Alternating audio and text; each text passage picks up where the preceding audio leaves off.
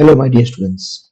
Welcome to our most important MCQ discussion series. These are the MCQs which are repeatedly asked in every dental exam. You might consider it for dental exams. You might consider it for your interview preparation. For any preparation regarding dental exams, these topics, these subjects, this discussion is a must. We have compiled all the previous year papers and presented 100 questions for you. This will cover all the aspects of oral surgery. In the previous year of prosthodontics, we out of 100 only 70 questions were right.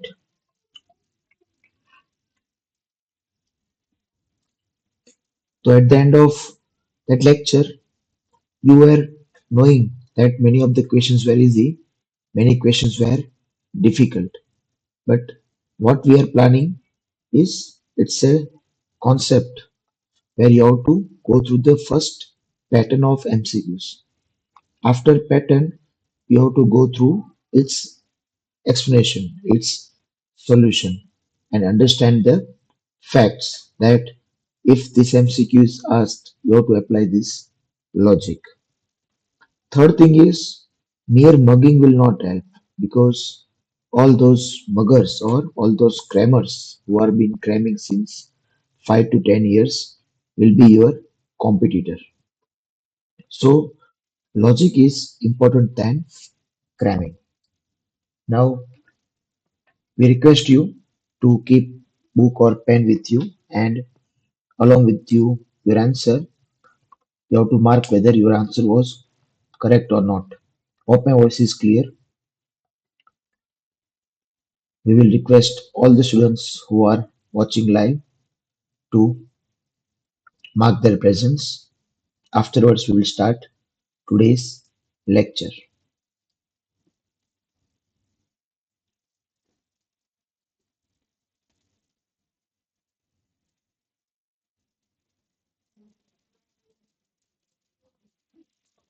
We request all the students to mark their presence. At the end of this lecture, your doubts will be solved, but you still feel that you are having any doubt, you might tell us. At present, we are in a plan to finish 100 MCQs if time allows. If it is shortage of time, we will be winding up early. So most of the students have joined. We will start today's lecture. First question regarding impacted third molars and nerve morphology. Okay. So from these, most common questions are asked regarding war lines. Okay. Then most common impaction. All these questions will be asked. Here the question is age is 24-year-old, 24 female. Presence for the extraction of a symptomatic mandibular right third molar. Okay, 32. Preoperative CBCT imaging reveals the roots are bifid and inferior alveolar nerve canal is displaced inferiorly with a loss of cortical border of the canal. Here they are making the scenario. Roots are bifid. Inferior alveolar nerve canal is displaced inferiorly. Now the question is, which of the following findings during the extraction is the most indicative of an increased risk of permanent paresthesia? Since you have undergone extraction in this patient and develops paresthesia. So out of these four, which can be the correlation?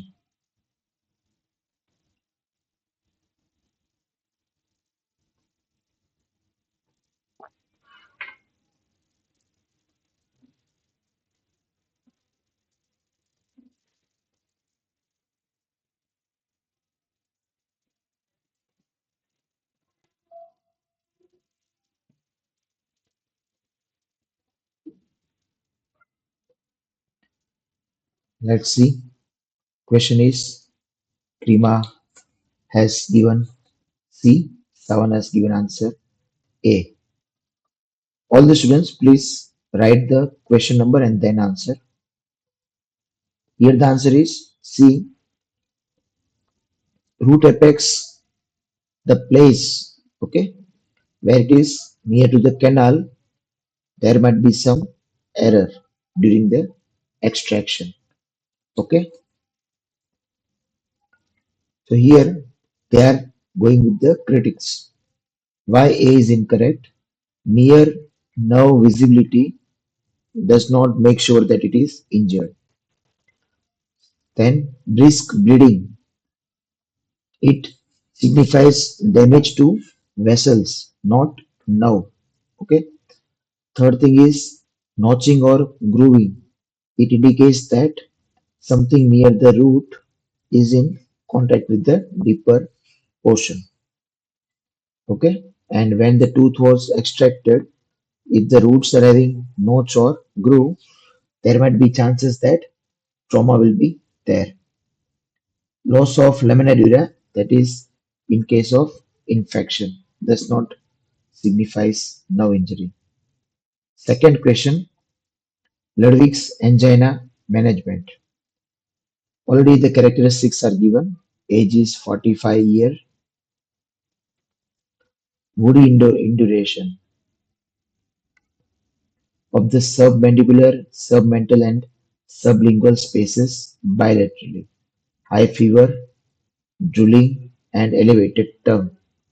So this is a scenario for Ludwig's angina, bilateral involvement of spaces. That what is the most appropriate immediate management priority? आप administration दोगे clindamycin मेट्रोडाइजोल का, bed side incision दोगे, airway secure करोगे या high dose corticosteroid administration.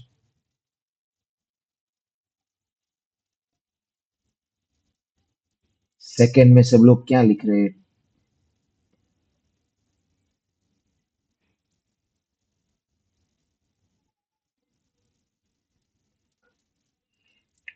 Here the answer is C. You have to secure the airway because airway is important.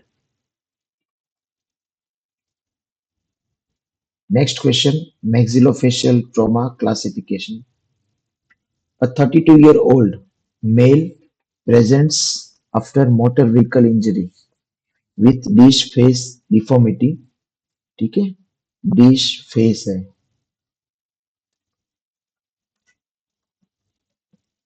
mid face mobility and step ups at the infraorbital rims. तो infraorbital rim है, वहां भी दिक्कत है, और nasal frontal यहाँ भी दिक्कत है. तो कौन से लीफोर्ट का फ्रैक्चर का ये फीचर्स है? क्वेश्चन लिखकर आंसर देना है, जैसे कि मैं एग्जाम्पल दे रहा हूं 3E ऐसे.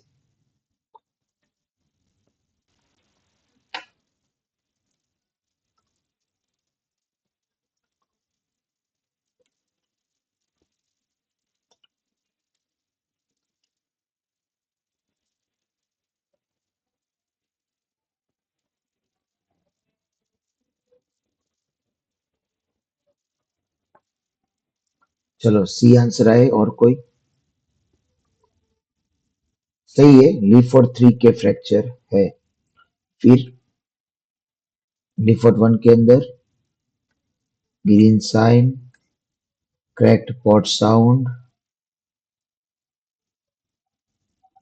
लीफोर्ट 2 के अंदर पांडा फेसिस वगैरह से आएगा.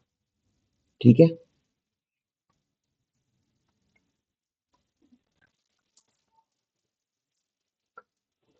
Fourth question, MRO NJ, 68-year-old female on IV zoledronate for 4 years require management of a non restorable tooth. ठीक है, रिस्टोरेबल नहीं है टूथ। 19, यानी कि टूथ का पुअर प्रोग्नोसिस है। तो what is the most appropriate risk reduction strategy?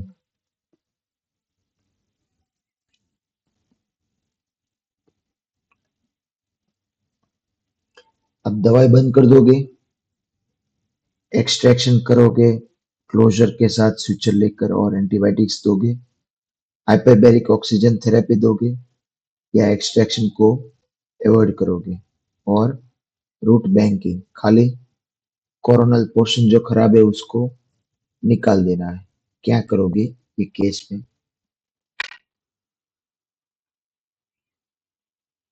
एक आंसर आया है सी, 4C।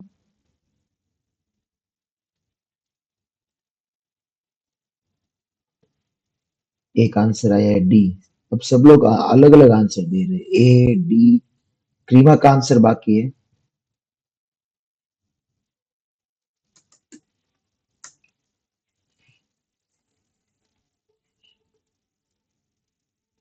सी, देखते हैं आंसर क्या है। इसमें आंसर डी है। ठीक है, अवॉइड एक्सट्रैक्शन, एक्सट्रैक्शन आप उसमें नहीं करोगे। ठीक है, और पॉसिबल हो तो आप उसमें रूट बैंकिंग का कॉन्सेप्ट कर सकते हो। ठीक है, next question. Local anaesthesia systemic toxicity during an inferior alveolar nerve block, 2% xylocaine, the patient becomes talkative, complains of metallic taste, and exhibits tremors। तो ये क्या हुआ होगा? पेशेंट के फीचर्स देखकर बताइए। पहला है कि epinephrine rush, second allergic reaction, third is intravascular injection leading to CNS toxicity, fourth is vasovagal syncope।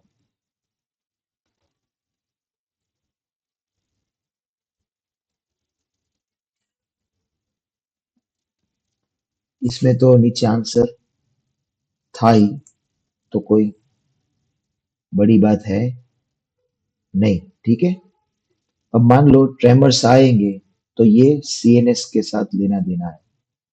ठीक है,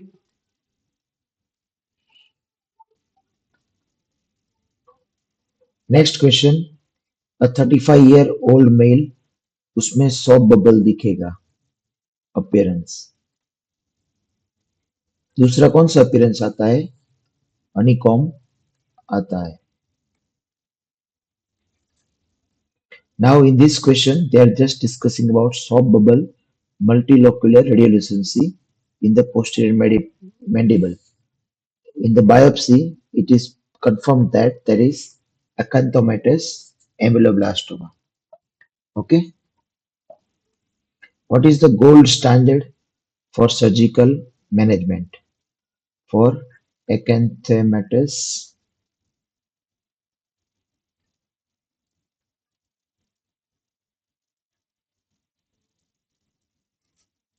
ameloblastoma? क्या ट्रीटमेंट आएगी? One answer is A, other is C.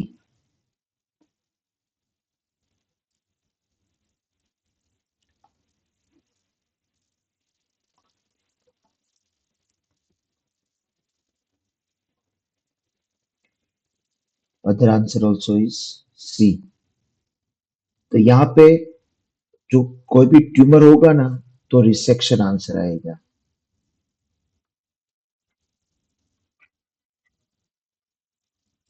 Cyst होगा तो इनिक्लेशन और मार्सुपिलाइजेशन की बात होगी। ठीक है, गोर्लिन गोल्स सिंड्रोम के ऊपर क्वेश्चन है। 19-year-old है पेशेंट, मल्टीपल ओकेसिस है, बाइफिड रिब्स है, कैल्सिफिकेशन ऑफ फॉक्स सेरेब्री। ठीक है, तो ये क्वेश्चन बाद में बताएंगे कैसे कैसे क्वेश्चन बना देते हैं। अब इसमें कौन सा जेनेटिक म्यूटेशन है?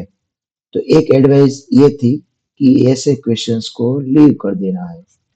आपको पता है तो आंसर ट्राई कीजिए, नहीं पता है तो जाने देना है। हम करेंगे लीव।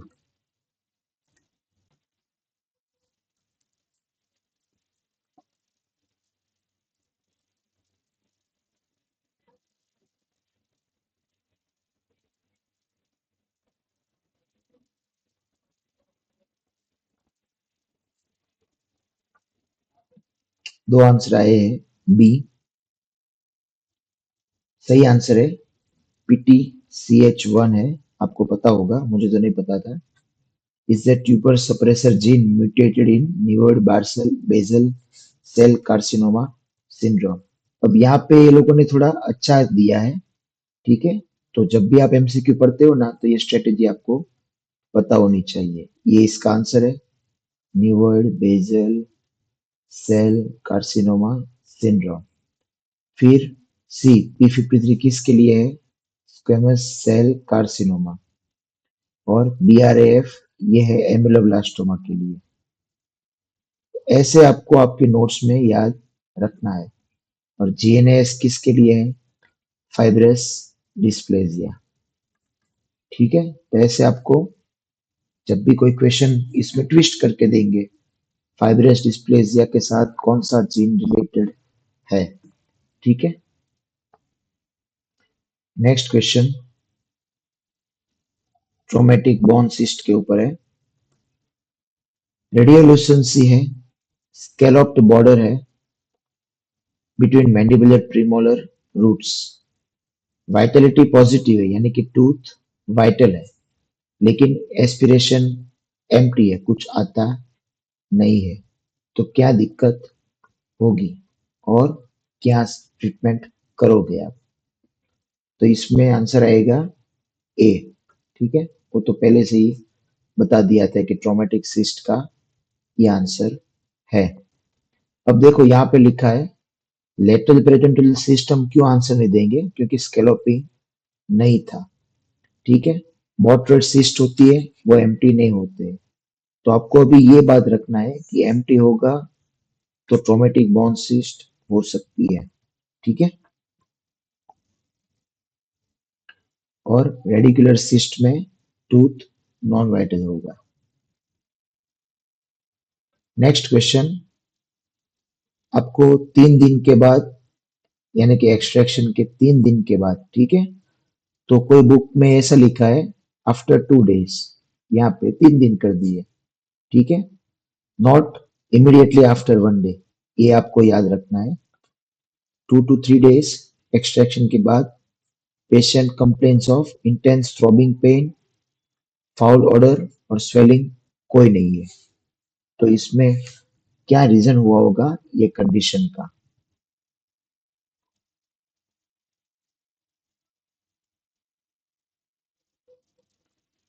सब लोग आंसर बी बता रहे हैं। सही बात है। Patient either due to not following the instructions or due to increased BP or any systemic factor or local factor, the blood clot gets fibrinolyzed. Okay, and this is the reason the clot disintegrates and there will be problem in the socket. Okay,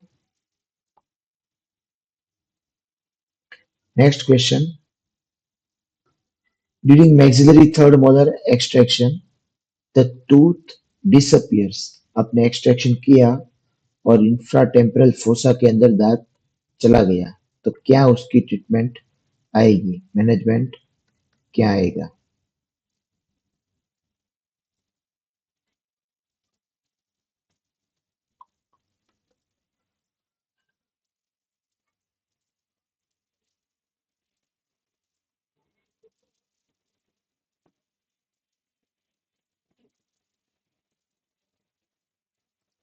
tenth का answer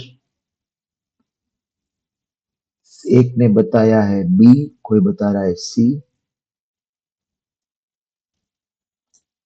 ये आपको थोड़ी बात बता देता हूँ। जब भी हम आपकी शायद एग्जाम में OMR शीट आएगी, तो अभी जो आपको प्रैक्टिस हम दे रहे हैं, आप पहले 10 लिखिए, फिर उसके बाद आंसर लिखिए। डॉक्टर क्रीमानी लिख रहे हैं। तो ये क्यों होता है ऐसा? जब भी आप ओएमआर शीट में वो मार्क करने का चालू करोगे ना, आधा मार्क करने के बाद पता चलेगा कि ये तो दूसरे आंसर में मैंने, दूसरे क्वेश्चन में मैंने सर्कल कर दिया। ठीक है? तो इससे अच्छा है कि हम लोगों को क्या सिखाया था सीनियर ने, जो भी आंसर है उसके ऊपर लेफ्ट फिंगर रखिए, फिर राइट फिंगर को उस डायरेक्शन में जाने दीजिए, फिर वहां पे जहां गोला आता है वहां पे आपको सर्कल या डार्क करना है। तो इससे आपका कोई भी आंसर गलत नहीं होगा। तो वही टेक्निक आप यहाँ अप्लाई करिए। कोई भी आंसर देते हो तो नंबर पहले लिखिए कि मैं इसका आंसर दे रही हूँ या दे रहा हूँ। 10th में आंसर है सी। ठीक है?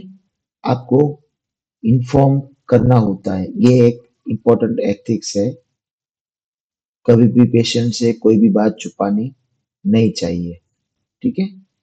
फिर एंटीबायोटिक्स और डिकंजेस्टेंट आपको देना है। Next question, oroantral communication. ठीक है? 4 मिलीमीटर का है। तो सर्जिकल फ्लैप कौन सा रहेगा बढ़िया? एनवेलप, बक्कल एडवांसमेंट, सेमिल्यूनर और distal veg.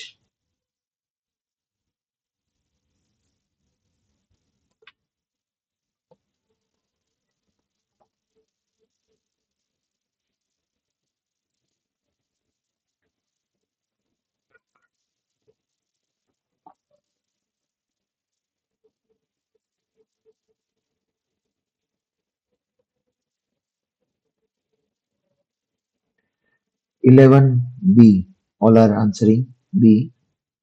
Correct answer buccal advancement flap. तो अभी कभी कभार जीपीएससी बहुत ही इजी क्वेश्चंस पूछते हैं। कैसे?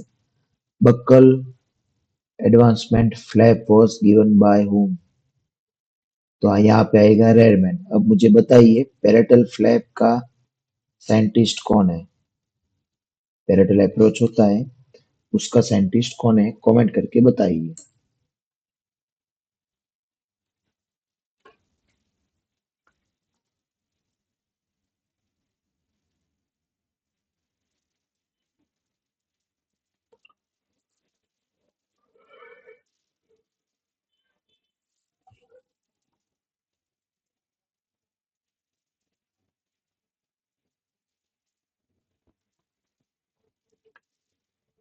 पैरेटल अप्रोच वाला फ्लैप है, उसमें कौन से साइंटिस्ट का नाम आएगा? किसी को नहीं पता है?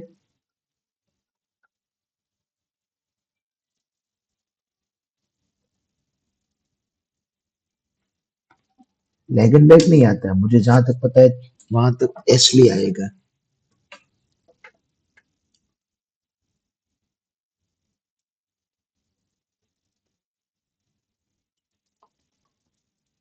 कोई बात नहीं, एशली होगा। अगर नहीं होगा तो आपके हिसाब से वो याद रख लेना।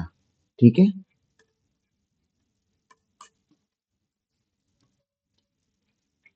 वो पेडिकल फ्लैप भी बोलते हैं, पैरेटल पेडिकल फ्लैप। उसमें जो आर्टरी होती है वो इंटैक्ट होती है और फ्लैप को नेक्रोसिस होने से बचाएंगे।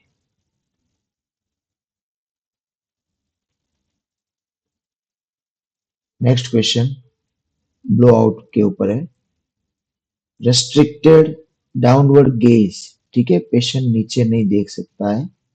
And step off at the infraorbital rim.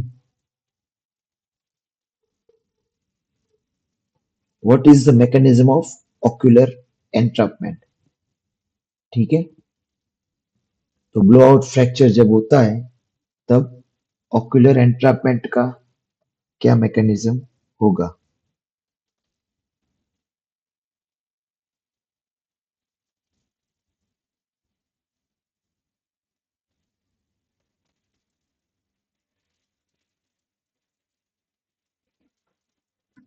12th question. Okay, सब लोग बी बता रहे हैं। हर्निएशन हो जाएगा ऑर्बिटल फैट और इंफीरियर रेक्टस का। ठीक है? नेक्स्ट क्वेश्चन, फ्लैट चीक ट्रिस्मस है। फ्लैट चीक से ऊपर से ही आपको ये आंसर पता चल जाना चाहिए। सब कंजक्टिवल हेमरेज, ठीक है, और ट्रिस्मस है, तो कौन सा फ्रैक्चर ये होगा?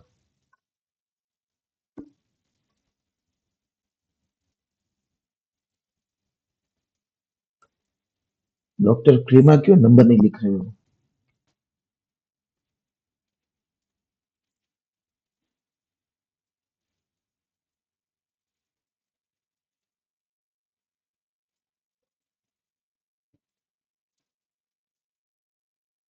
13 में आएगा ज़ाइगोमैटिको मैक्सिलरी कॉम्प्लेक्स फ्रैक्चर, ठीक है। वो फ्लैटनेस, फ्लैट चीक और कोरोनल प्रोसेस को इंटरफेयर करके, अफेक्ट करके ट्रिस्मस करेंगे। नेक्स्ट क्वेश्चन, एक मिनट।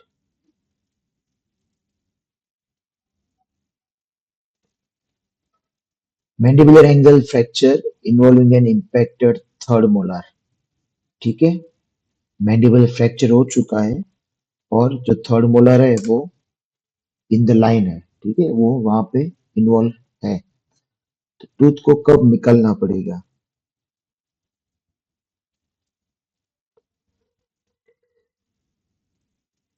पहले तो ऐसा ऑप्शन है कि आपको निकालना ही पड़ेगा, दूसरा ये है कि कभी निकालना ही पड़ेगा, तीसरा ये है कि जो फ्रैक्चर हुआ है इन्फेक्टेड है तभी आपको निकालना है, और चौथा पेरिकोरोनल प्रॉब्लम से तब आपको निकालना है। 14 में आंसर क्या आएगा?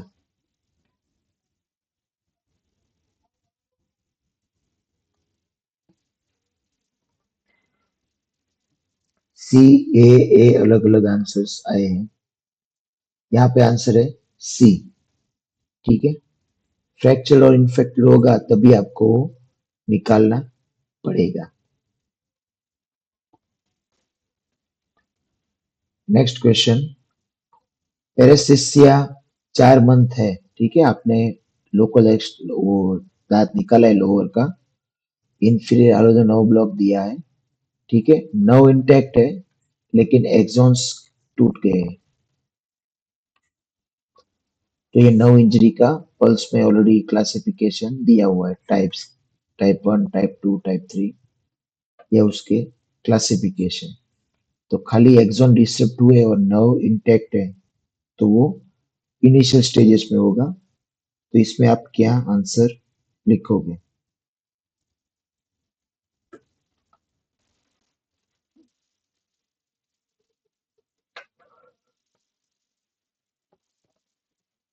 सब लोग बता रहे बी, नाम ही ऐसा है, एक्सॉन टूट गया है, एक्सोनोटोमेसिस, ठीक है।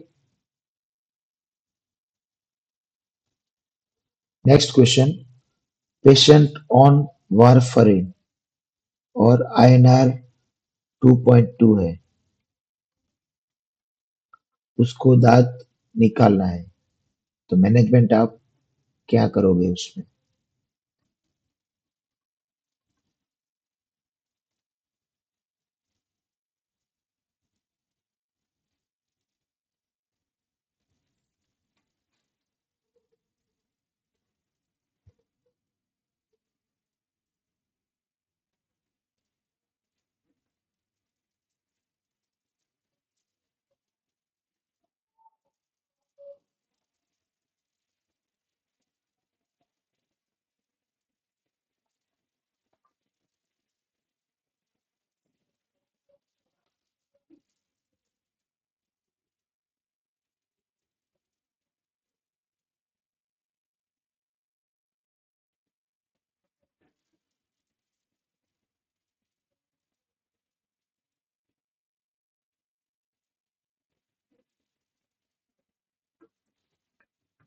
16 में आंसर आए हैं सबके बी, कोई ए बोल रहा है।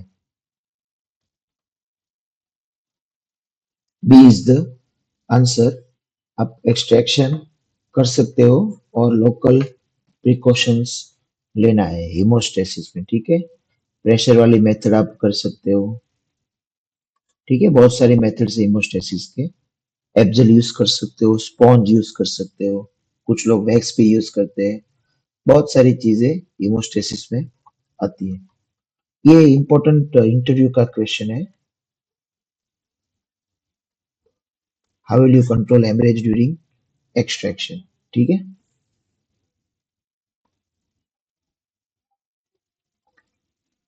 तो देख लो यहाँ भी एक कंसिडरेशन ले लो। INR लेस देन 3 होगा तो वो आप ओरल सर्जरी जो प्रोसीजर होता है माइनर वाला वो कर सकते हो, और फ्यूचर लेकर भी आप कंट्रोल कर सकते हो। ठीक है, next question, which LA is linked to higher paresthesia rate?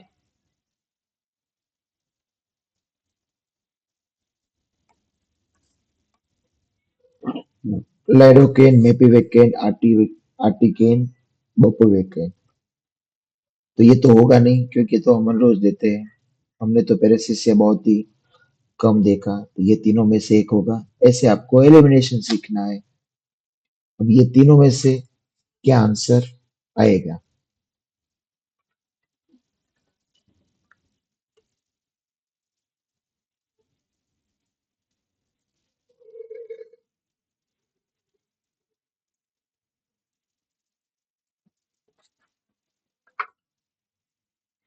कोई आंसर बता रहे सी?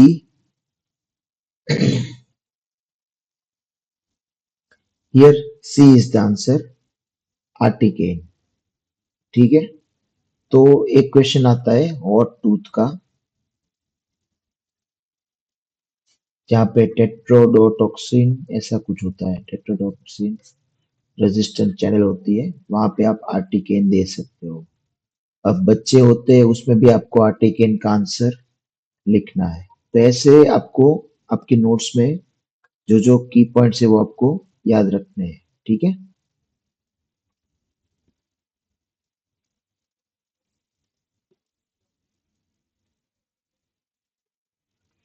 और यहाँ पे परसेंटेज भी लिखा है कि 2% होता है तो कोई बात नहीं, लेकिन 4% तो टॉक्सिक होगा ही होगा। Next question, insufficient vertical bone height. ठीक है, आप जब इम्प्लांट्स प्लेस कर रहे हो तो साइनस के नजदीक आपने देखा कि बोन हाइट कम है, तो आप क्या प्रोसीजर करोगे? इम्प्लांट्स प्लेस आपको करना है।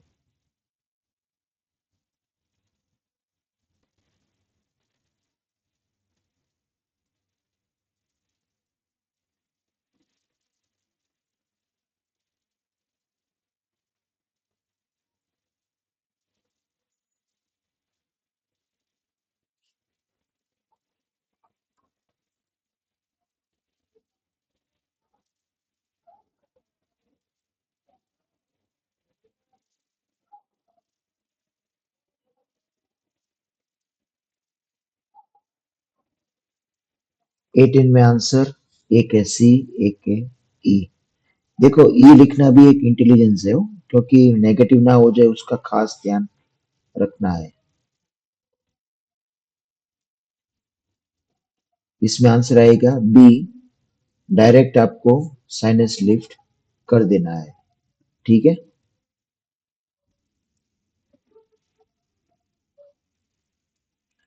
19, early implant failure, failure before loading.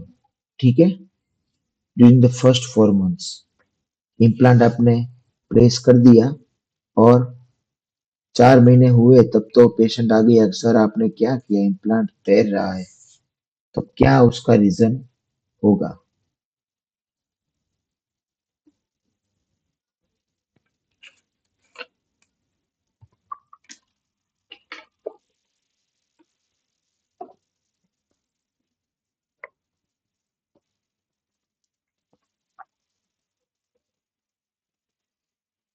एक आंसर आया है सी।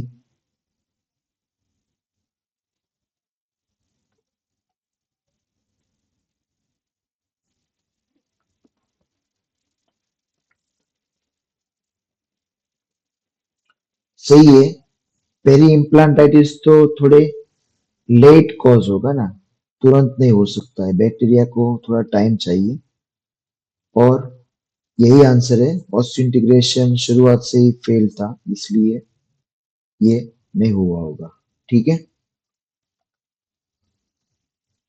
और बोन को आप अगर 47 डिग्री से ऊपर हीट करोगे तब जाके वो नेक्रोसिस में दिक्कत आएगी। ठीक है।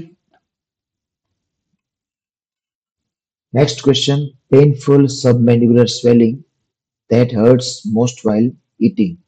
खाने के टाइम जो सलाइवरी ग्लैंड में से सलाइवा निकलता है, दांत में यहाँ फंस जाता है, ये स्टिमुलेट करता है सलाइवा को सेक्रेट करने के लिए, लेकिन यहाँ से ऑब्स्ट्रक्शन है इसलिए प्रॉब्लम है, तो यहाँ पे पेन होगा। तो क्या रीजन होगा? Diagnosis. Question number 20,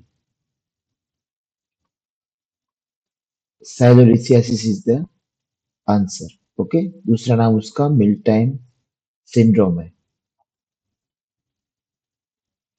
next question vasovagal syncope के ऊपर है।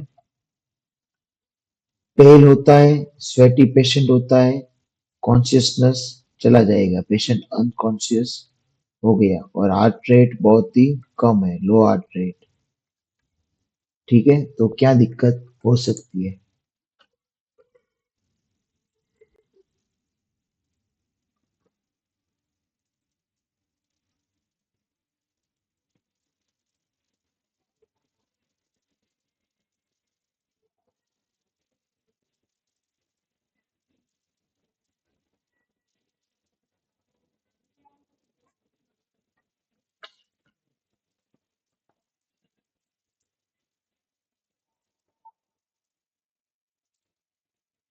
21 में एक आंसर आया है बी, दूसरा भी बी सही होगा, तो वेसोवेगल सिंकॉप।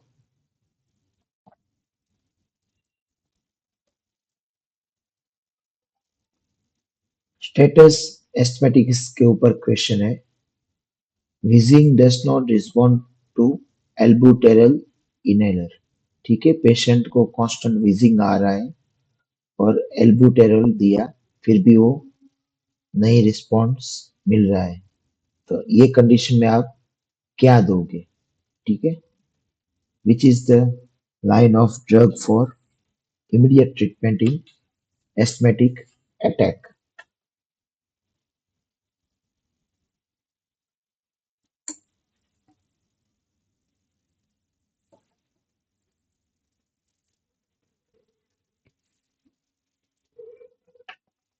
ट्वेंटी टू में क्या आंसर आएगा?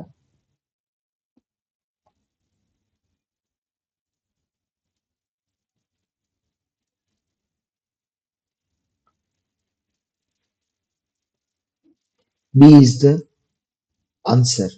ठीक है, सबक्यूटेनियस एपिनेफ्रिन आप दे सकते हो। ठीक है, epinephrine is the most potent systemic bronchodilator. ठीक है, ये बहुत कंफ्यूजिंग वाला क्वेश्चन था। ठीक है, तो epinephrine is the drug of choice, most potent systemic way. Crushing chest pain है, हिस्ट्री ऑफ एंजाइना है, तो आप क्या प्रोटोकॉल दोगे? ठीक है, ये कॉल आपको यहाँ पे 112 में करना पड़ेगा। ये एब्रॉड की बुक्स होती है ना, इसमें यहाँ पे 911 नंबर है। Crushing chest pain, history of angina. ठीक है,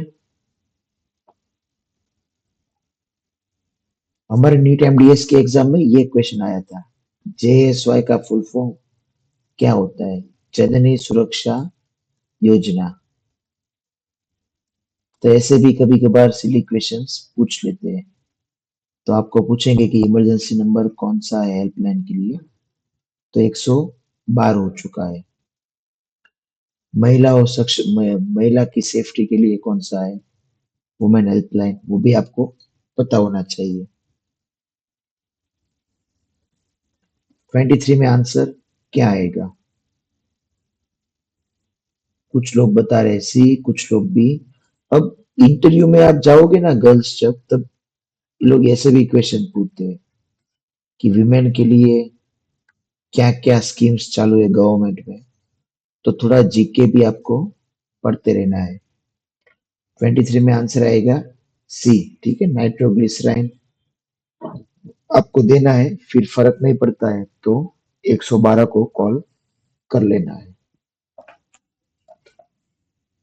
मैंने एक बार कॉल किया था हमारे हॉस्पिटल में, मैं एज ए आरएमओ चार्ज पर हूँ।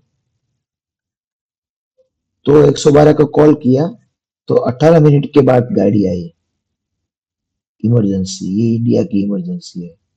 मुझे पूछा कि आपका हॉस्पिटल कहाँ पे है, मैंने बोला कि ये तो मेन हॉस्पिटल है सिटी का।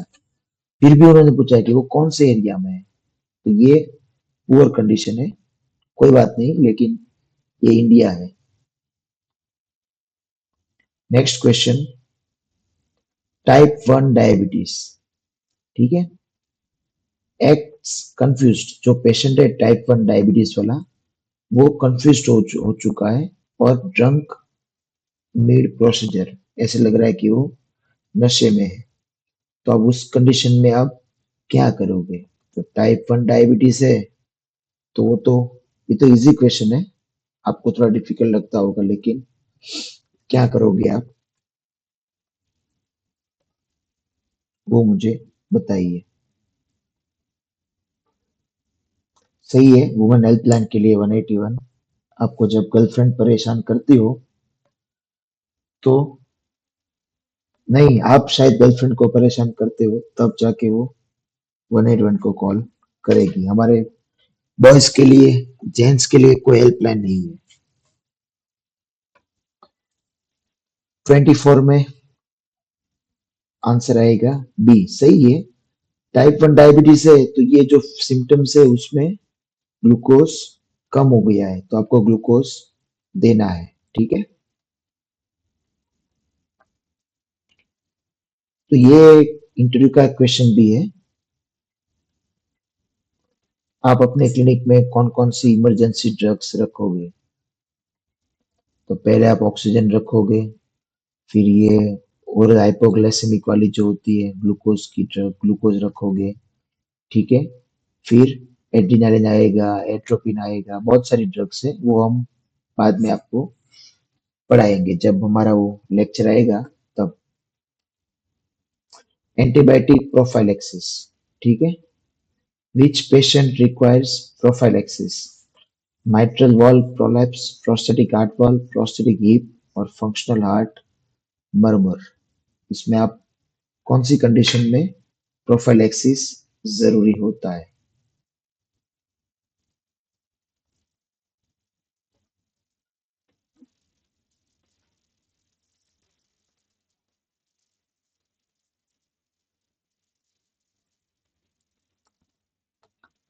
एक आंसर आया है बी,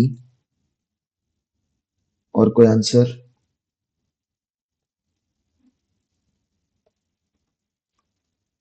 सही है। ठीक है, ये कंडीशन में सबका रिस्क ज्यादा है, सब acute bacterial endocarditis. Next question, TMJ internal derangement. ठीक है, पेशेंट 28 साल का है, क्लिकिंग है राइट टीएमजे में। ठीक है, एंड मैक्सिमम ओपनिंग उसकी 22 मिलीमीटर है और डिविएशन राइट है। तो ये कंडीशन कौन सी है?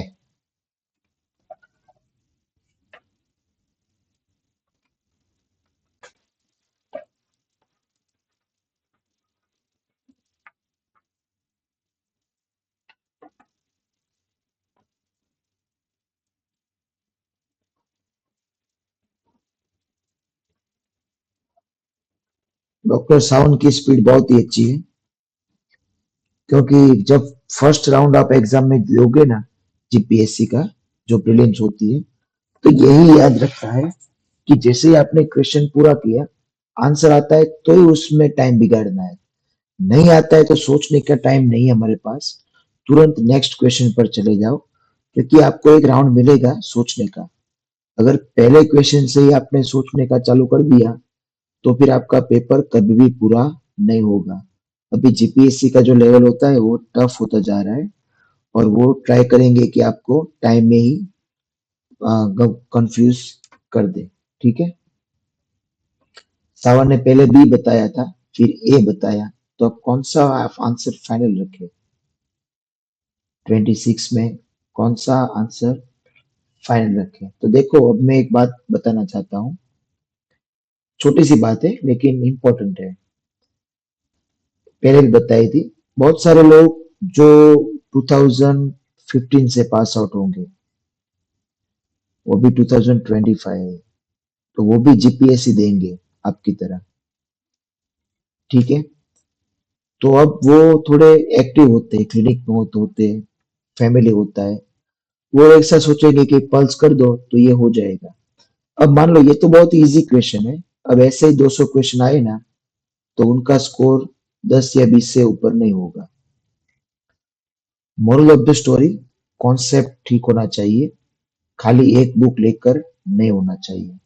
इसलिए हम ऐसा नहीं बोलते कि आप हमारी एकेडमी ज्वाइन करिए, आप कोई भी गाइड ले लो, सीडीज है, अचीवर्स है, एस्पायर है, बहुत सारी कोचिंग एकेडमी है ऑनलाइन। वो अगर आपको डे टू डे गाइड करते हैं कि ये करो वो करो, ऐसे आपको याद रखना है, वैसे याद रखना है, तब जाके आपका कोचिंग इम्पोर्टेंट है। और ये लोग क्या करेंगे, मेरे पास 2017 या 18 में कुछ बच्चे आए थे जीपीएससी के क्लास के लिए, मैं तब भी करवा रहा था। ठीक है, तब मेरी फी थी 10,000। ठीक है, वो अभी भी इसी मोड पर अभी मुझे इंक्वायरी करते हैं कि सर उसकी आपकी फीस क्या है, तो बोले कि 10K। तो उनको बोले सर इतना तो नहीं हो सकता, आप कम कीजिए, वो करिए, आप तो पहचानते हो। तो मैं ये सोच रहा हूँ कि 8 साल तक आपने आपके लिए क्या किया? मैं तो वही का वही जीपीएससी क्लास में तभी भी ले रहा था, अभी भी ले रहा हूँ और 2030 में भी लेता रहूंगा। तो आपने खाली ये 10K बचाने के लिए आपकी लाइफ के 5 या 6 करोड़ गंवा दिए। कोई बात नहीं, ये तो कोई मार्केटिंग वाली स्कीम नहीं है, मैं तो ये आपको सिंपल सी बात बता रहा हूँ। और मैंने जब कोचिंग लिया था 2010 में, मेरा बीडीएस पूरा हुआ 2010 में, तब मैंने 15K पे किया था। हमारी एकेडमी थी टारगेट, उसमें खाली संडे को टेस्ट देने जाना होता था, बाकी हम खुद पेपर वो सॉल्व करते थे। तो अभी हम रखेंगे फी 15K, तो नो वन विल पे, भले उनके हाथ में आईफोन होगा। कोई बात नहीं, let us not stick to this point. Moral of the story, थोड़ा मैं डाइवर्ट हो गया। मोरल ऑफ द स्टोरी, जो भी चीज करते हो ना वो परफेक्ट कीजिए। मेरे बच्चा है वो बायजूस का प्लेटफॉर्म यूज किया था, अभी तो बायजू ने उठी गई कंपनी, हमने 81K पे किए थे। कोई बात नहीं, वो तो सबका अलग अलग होता है। तो मुझे उसमें परफेक्शन चाहिए था, तो बहुत सारी चीजें बायजू ने सिखाई, वी आर रियली थैंकफुल। तो अभी आप जो एमसीक्यू प्रिपरेशन कर रहे हो वो परफेक्शन के ऊपर जाइए। अभी जैसे मैंने पूछा पैरेटल फ्लैप का, तो जिन्होंने भी ओएस पूरा किया था उसके साइंटिस्ट का नाम नहीं आया। ठीक है, तो ऐसे साइंटिस्ट के लिए हमने आपको बोला था कि साइंटिस्ट के लिए नोट्स बनाइए, जितने भी साइंटिस्ट है उसका नाम लिख लीजिए, यहाँ पे उसके कंट्रीब्यूशन लिख दीजिए। ठीक है, अनाव आर्टिकुलेटर किसने दिया है? अनाव टर्म या अनाव आर्टिकुलेटर। ठीक है, तो ऐसे ही इजी क्वेश्चंस भी आते हैं। चलो कोई बात नहीं, आर्कॉन आर्कॉन टर्म किसने दिया था वो मुझे बताइए। चलो ये तो रिपीटेड क्वेश्चन है, ये आपके एग्जाम में आ भी सकता है। Arcon term was given by, scientist का नाम मुझे बताइए।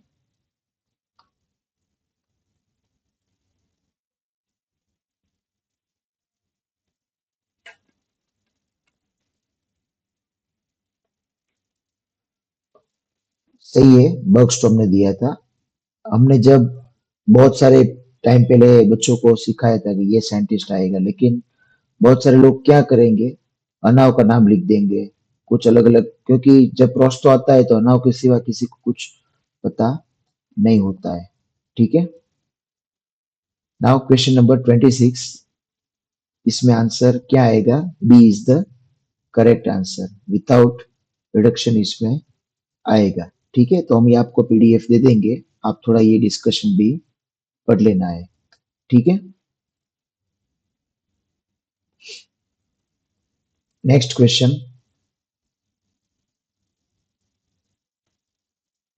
आपने आईवी सिलेशन दिया, ठीक है, कौन सी ड्रग थी? मिडाजोलाम।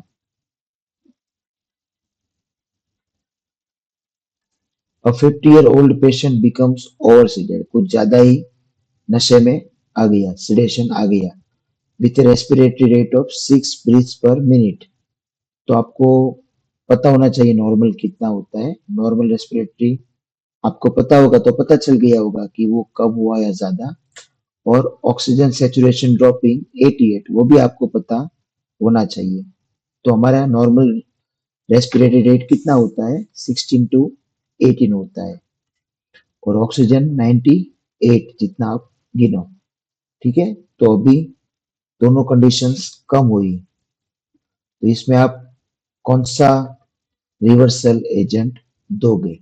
ठीक है, मिडाजोलाम का रिवर्सल एजेंट कौन सा है?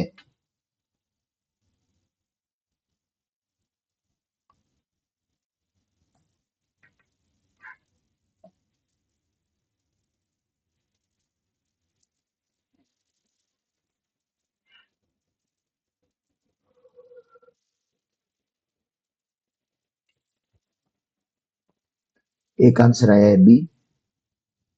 ठीक है, सही है, बी।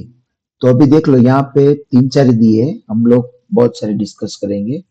नेलोक्सोन है वो बेंजोडाइजेपाइन के लिए, फ्लूमाजेनिल है वो बेंजोडाइजेपाइन रिसेप्टर के लिए है, कॉम्पिटिटिव एंटागोनिस्ट। ठीक है। और फाइजोस्टेगमेन है वो है एंटीकोलिनर्जिक, एट्रोपिन के लिए। और एट्रोपिन है वो किसके लिए है? ब्रेडिकार्डिया को करने के लिए। अब कॉपर के लिए क्या आप दोगे? तो पेनिसिलियमाइन। ठीक है। आयरन के लिए डेसफेरियोक्सामाइन। फिर लेड के लिए, और दूसरे के लिए मैं भूल गया हूँ, एक के लिए आएगा बीएल, और दूसरे के लिए मैं भूल गया हूँ, मर्क्यूरो कैप्टन ऐसा कुछ आएगा। कोई बात नहीं, लेकिन इतना मुझे याद था, मैंने जब प्रिपरेशन किया ना तब। तो ये आपको याद होना चाहिए। फिर आपको ऐसे भी क्वेश्चन आ सकते हैं कि एट्रोपिन अगर पेशेंट में एलर्जिक है, patient is allergic to atropine, तो उसके सब्स्टिट्यूट्स कौन से हैं? तो ऑक्साइम ग्रुप आएगा, प्रालिडोक्साइम इज द ड्रग। ठीक है। नेक्स्ट क्वेश्चन, ये देखो, ये गलत भी हो सकता है, आई एम ट्राइंग टू, मैंने तो इतना मुझे याद था वो बताया। ठीक है, तो आप अपने हिसाब से ये सब ऐसे याद रखना पड़ेगा। एंटीडोट्स, पैरासीटामोल के लिए क्या एंटीडोट है मुझे बताइए?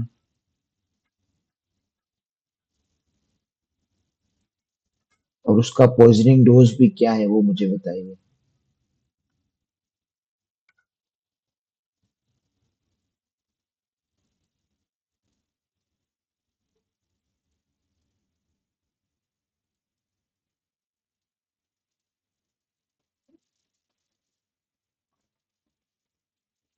सही है, एन एसिटाइलसिस्टीन सही है। और 6 ग्राम, यानी कि अगर 12 टैबलेट पैरासीटामोल की ले लेंगे तो टॉक्सिसिटी में कन्वर्ट हो जाएगा। ठीक है। Next question, cleft lip and palate timing. ठीक है, इसमें रूल आता है कुछ 10 वाला, उस हिसाब से आपको याद रखना है। तो क्लेफ्ट पैलेट कब आप कर सकोगे?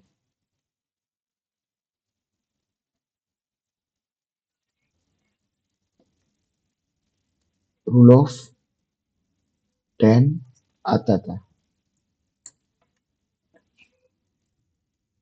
कम से कम वो रूल फॉलो करना पड़ेगा।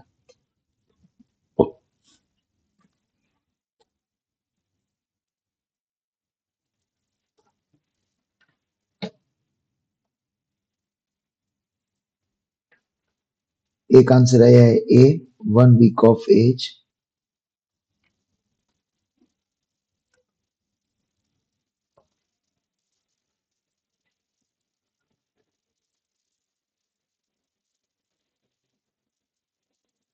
डॉक्टर क्रीमा, 1 वीक में कोई ऑपरेशन कर सकते हैं?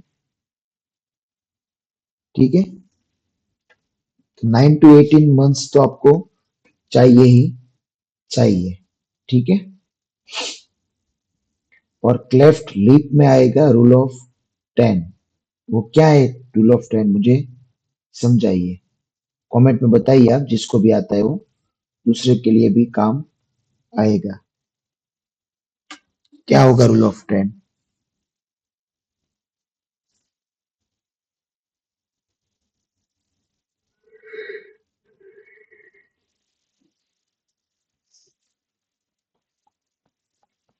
क्लेफ्ट लिप के लिए 10 वीक्स का रूल है, क्लेफ्ट पैलेट के लिए अलग है, 9 मंथ्स वाला है। सही है सावन, गुड।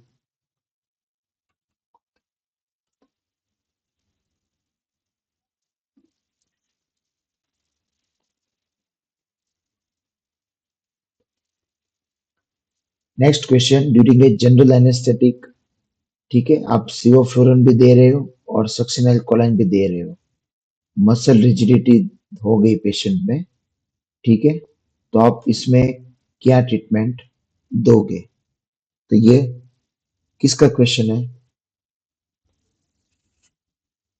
एलर्जी का भी है और इमरजेंसी का भी है। इमीडिएट आप मेलिग्नेंट हाइपरथर्मिया में कौन सी ड्रग दे दोगे? ये क्वेश्चन है direct.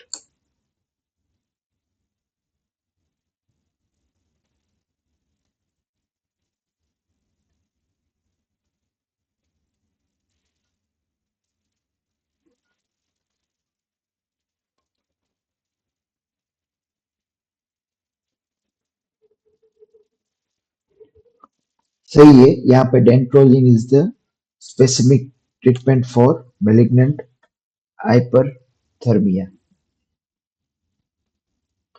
Next question, a patient undergoes BSSO, mandible उसको आगे लेना है, 1 वीक के बाद वो लोअर लिप में एनेस्थेसिया की कंप्लेंट करने आया है, ठीक है, तो कौन सा स्ट्रक्चर ट्रॉमेटाइज्ड हुआ होगा स्प्लिट के टाइम?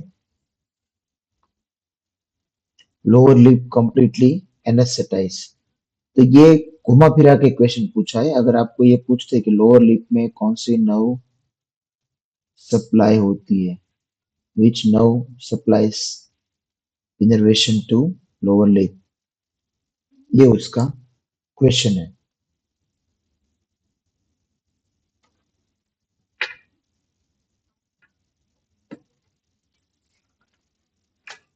वेलकम डॉक्टर निधि।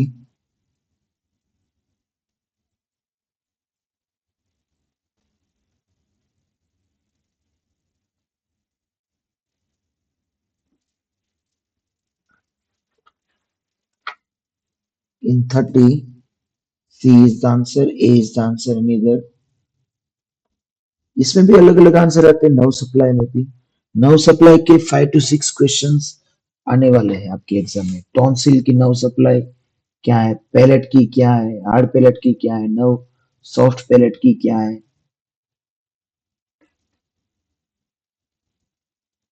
इसमें आंसर आएगा इंफीरियर एल्वेलर नर्व। ठीक है, नाउ नेक्स्ट टीएमजे एंकाइलोसिस के ऊपर है। 10 year old child, age, who suffered a chin fracture, जब वो छोटा था तो चिन का फ्रैक्चर हो गया था, ठीक है, 10 मिलीमीटर ओपनिंग माउथ का, और सीवियर रेट्रोनेथिया, बर्ड फेस डिफॉर्मिटी है। तो इसमें रीजन क्या है?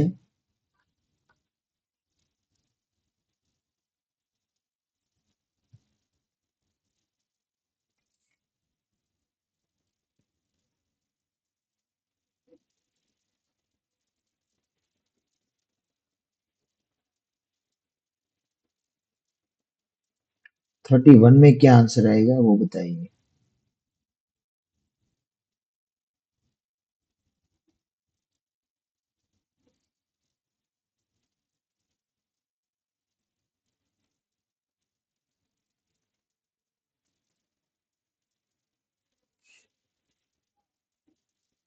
क्वेश्चन नंबर 31 है ये, इसमें क्या आंसर आएगा।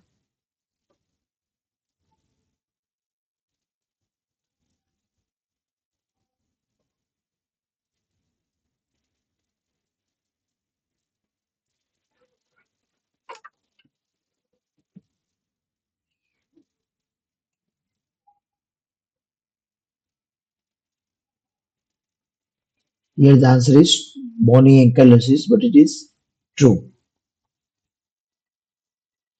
Next question. Patient comes to you. ठीक है। Patient in recovery room after wisdom a tooth extraction under IV fentanyl becomes non-responsive with pinpoint pupils and a respiratory rate of 4। ठीक है। fentanyl आपने दिया और पेशेंट को allergy आ गई, non responsive toxicity हो गई, पिन पॉइंट पिपल्स हो गया और रेस्पिरेटरी रेट कम हो गया। ठीक है। तो आप इसमें क्या करोगे।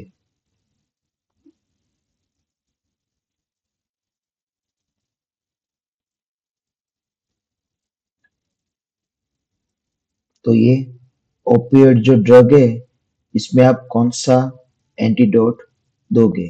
तो आप दोगे नेलोक्सेन। ठीक है। फ्लूमाजेनिल है वो बेंजोडाइजेपाइंस के लिए है, वो आपको याद रखना है। ठीक है। नेक्स्ट क्वेश्चन फ्रेस सिंड्रोम के ऊपर है। ठीक है।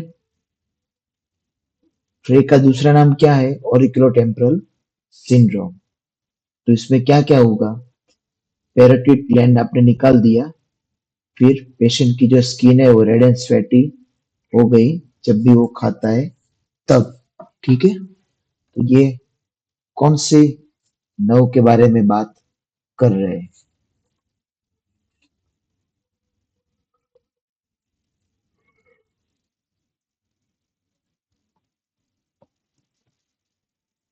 Question number 33।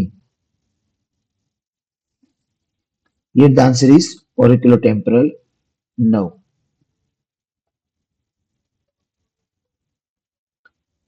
Next question, 8-year-old cleft palate। ठीक है। क्लेफ्ट वाला पेशेंट है, उसकी एज 8 ईयर है, is evaluated for alveolar bone graft. ठीक है।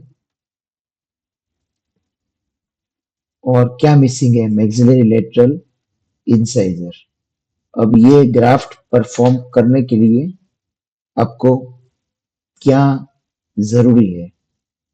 पहले ये कि चाइल्ड को टर्न्स 5। ठीक है। वो तो 8 साल का तो है ही, तो वो तो आंसर नहीं आ सकता है। When the permanent maxillary canine root is half to two-third formed, after all the permanent teeth have erupted, immediately after birth। तो क्या आंसर आ सकता है इसमें।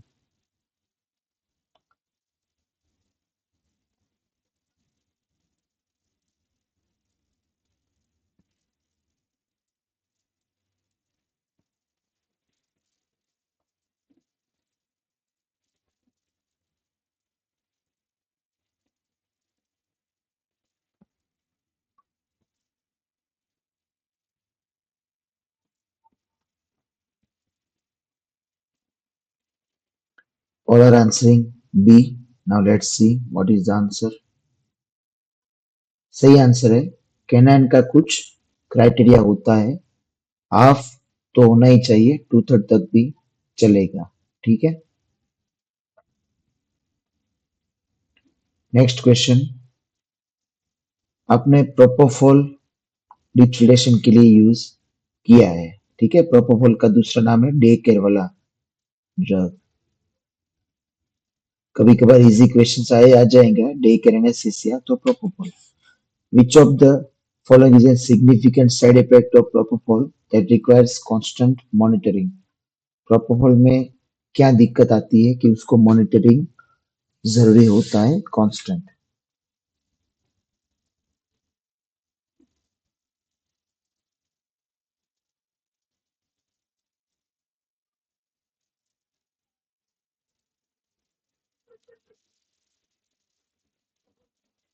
क्वेश्चन नंबर 35, प्रोपोफॉल का क्या साइड इफेक्ट है?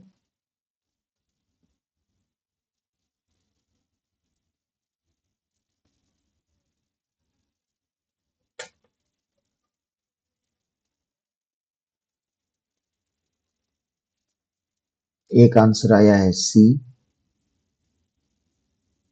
सावन ने क्विट कर दिया।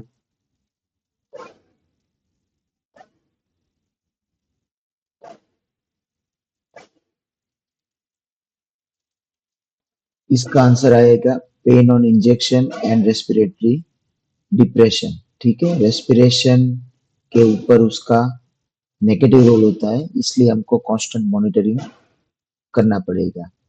ठीक है,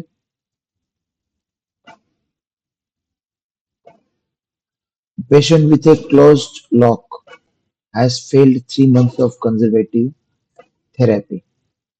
ठीक है, what is the first line surgical intervention to wash out? Patient में जो लॉक हो है, ठीक है, वो क्लोज्ड है और कंजर्वेटिव थेरेपी से कोई फायदा है नहीं। टीएमजे का जो लॉक हो गया है वो, इसमें आप क्या करोगे जॉइंट में लॉक खोलने के लिए?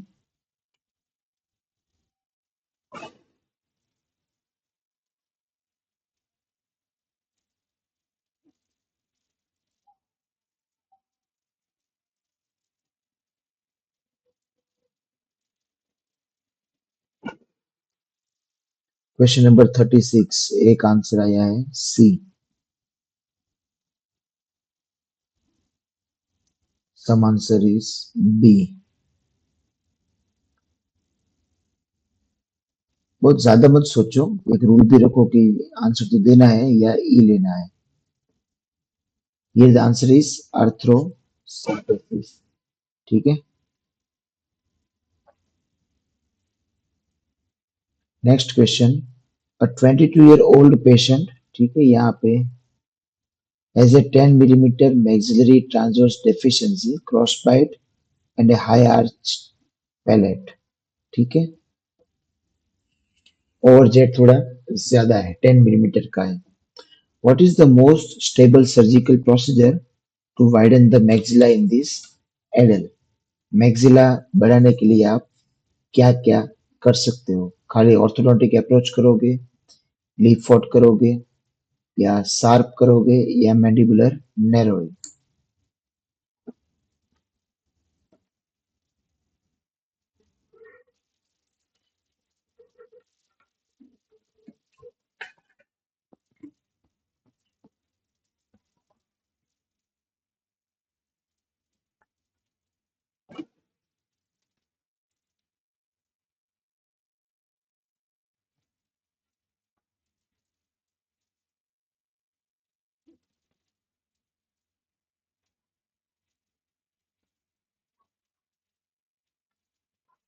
37 में क्या आंसर आएगा?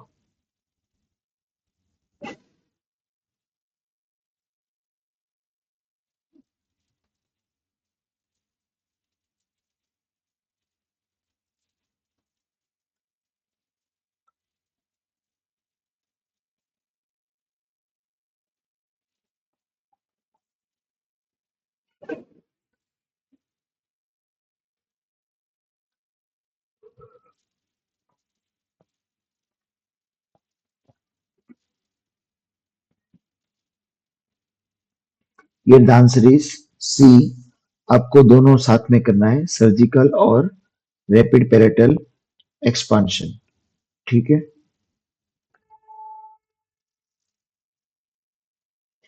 नेक्स्ट, ये केटामाइन का क्वेश्चन तो हर एक एग्जाम में आता है। केटामाइन प्रोपोफॉल, तो उसकी तो पीएचडी आपको करनी पड़ेगी एग्जाम में। ठीक है, केटामिन में डिसोसिएटिव हमने कुछ याद रखा, डिसोसिएटिव एनेस्थेसिया या एमनेसिया। ठीक है, वही देखो, वही ऑप्शंस है। 38 patient requires a painful incision and drainage. आप कौन सा, आप केटामिन यूज करोगे तो केटामिन कौन सा स्टेज ऐसा करता है कि आपको फायदा रहेगा।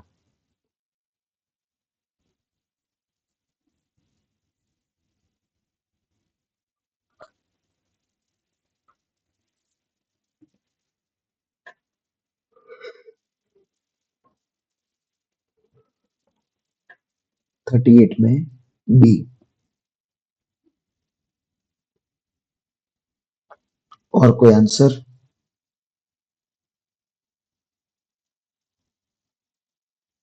एक आंसर आया है डी।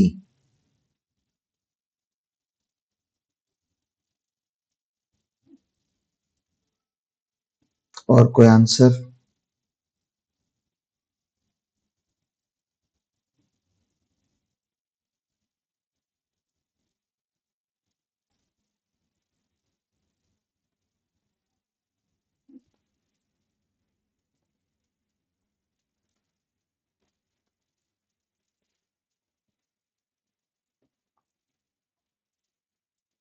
देखते हैं क्या आंसर आता है इसमें।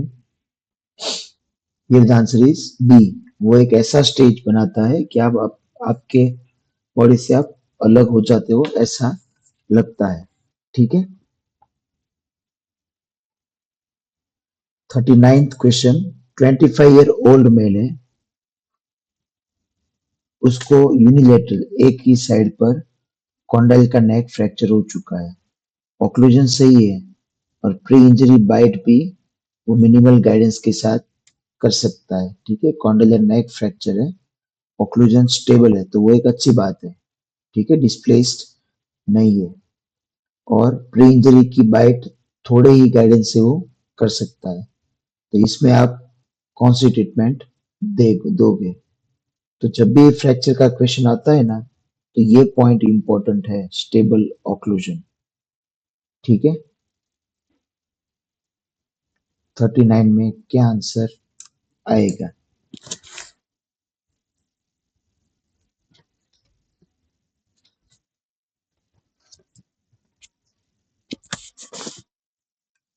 एक आंसर आया है ए, एक है सी।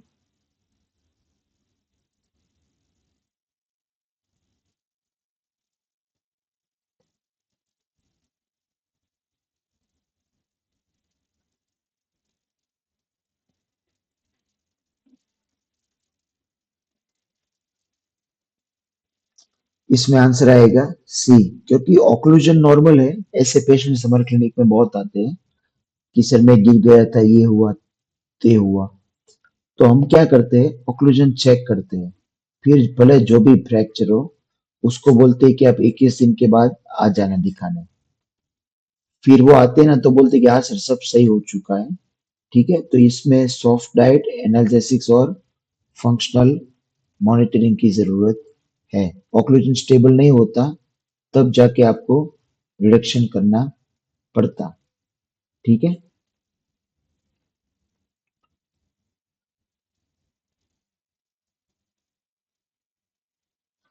आज का लास्ट क्वेश्चन, बाकी सब आपको पीडीएफ में भेजूंगा, सॉल्व करना है।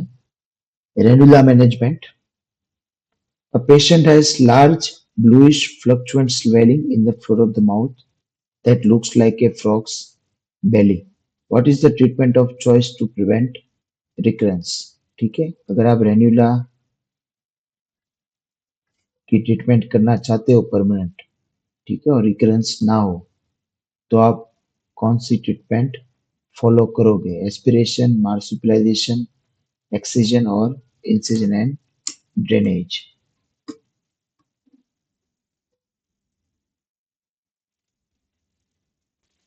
40 में आंसर है सी। और कुछ?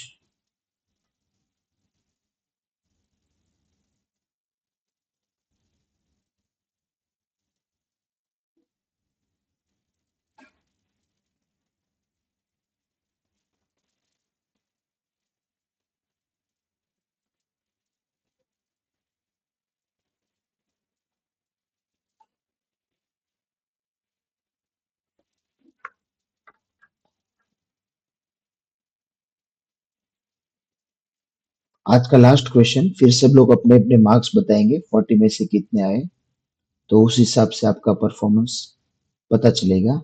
दो आंसर आया है सी। और कोई आंसर?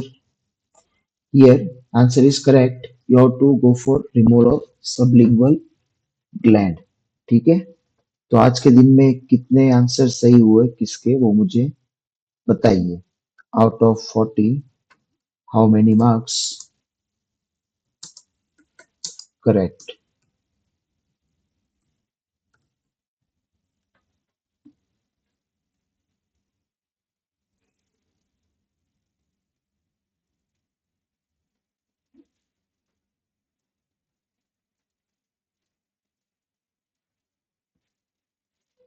सही है सावन, गुड। 30 मिले 40 में से, बढ़िया है।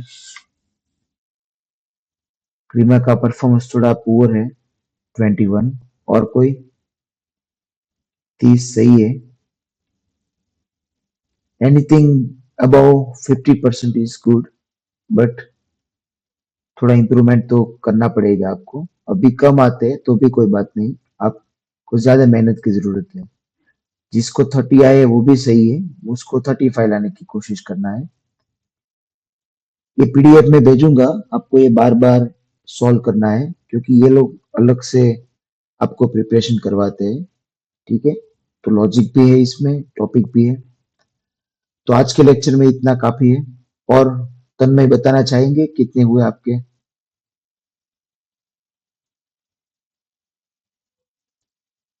डॉक्टर तन्मय को कितने हुए? करेक्ट।